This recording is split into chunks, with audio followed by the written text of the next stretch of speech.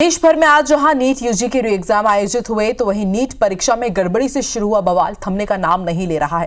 केंद्र शिक्षा मंत्रालय ने ताबड़तोड़ फैसले लिए हैं।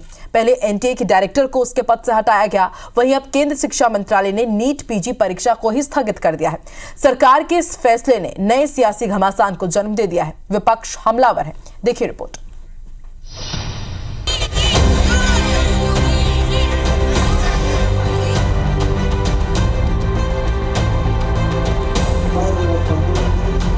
मोदी सरकार अपने तीसरे कार्यकाल का हनीमून पीरियड एंजॉय भी नहीं कर पाई थी कि नीट परीक्षा में धांधली उसके लिए परेशानी का सबब बन गई।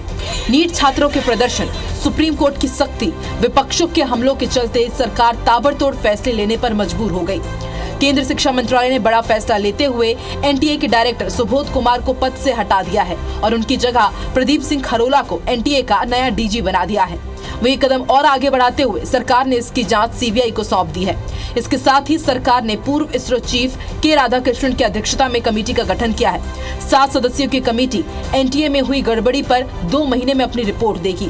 केंद्र सरकार ने इसके साथ ही एक और बड़ा फैसला लेते हुए नीट पीजी परीक्षा को भी स्थगित कर दिया है। सरकार के ताबड़तोड़ फैसले ने विपक्ष को भी हमले का मौका दे दिया। राहुल गांधी ने नीट पीजी परीक्षा स्थगित होने पर तंज कसते हुए एक्स पर लिखा, नरेंद्र मोदी के राज में बर्बाद हो चुकी शिक्षा व्यवस्था का एक और दुर्भाग्यपूर्ण उदाहरण। भाजपा राज में छात्र अपना करियर बनाने के लिए पढ़ाई नहीं, अपना भविष्य बचाने के लिए सरकार से लड़ाई लड़ने को मजबूर हैं। अब ये स्पष्ट है कि हर बार चुपचाप तमाशा देखने वाले मोदी पेपर लीक रैकेट और शिक्षा माफिया के आगे पूरी तरह से बेबस हैं। नरेंद्र मोदी की अक्षम सरकार स्टूडेंट्स के भविष्य के लिए सबसे बड़ा खतरा है। हमें देश के भविष्य को उससे बचाना ही होगा। राहुल गांधी ने एक्सपोस्ट पर सरकार पर निशाना साधा तो इस पर पलटवार भी आया। कैबिनेट मंत्री कैलाश विजयवर्गीय ने राहुल गांधी को लेकर कहा कि उन्हें कोई सीरियसली नहीं लेता है।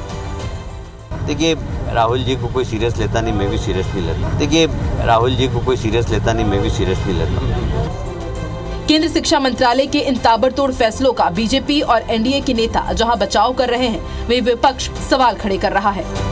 तो अनियमितताएं हुई हैं, उसके लिए सरकार सक्षम है, उन पर कार्रवाई करने के लिए सक्षम है। कमेटी बनी है, कमेटी की रिपोर्ट आएगी। जो दोषी हैं उनको किसी प्रकार की जो भी सज़ा बनती है ज़्यादा सज़ा की जाएगी। कानून सख्त बनाए जाएंगे। कोई भी हो, किसी भी पार्टी का हो, अगर कोई घोटाला करेगा तो जांच में उसको अगर आ गया तो वो बच नहीं पाएगा।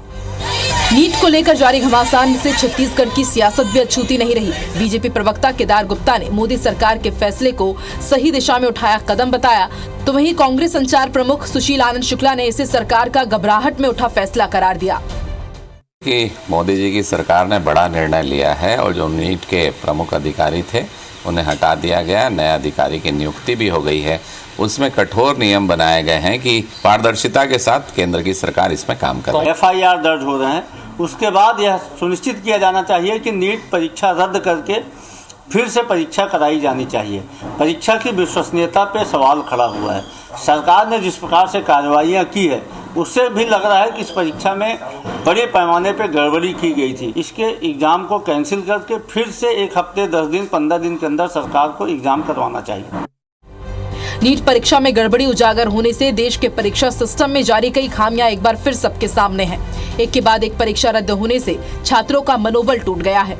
इस पर जारी सियासत अपनी जगह है, लेकिन इसके साथ ये भी जरूरी है छात्रों का भरोसा और विश्वास। देश के परीक्षा सिस्टम में बहाली के लिए सरकार कड़े कदम उठाए। Bureau report IBC 24।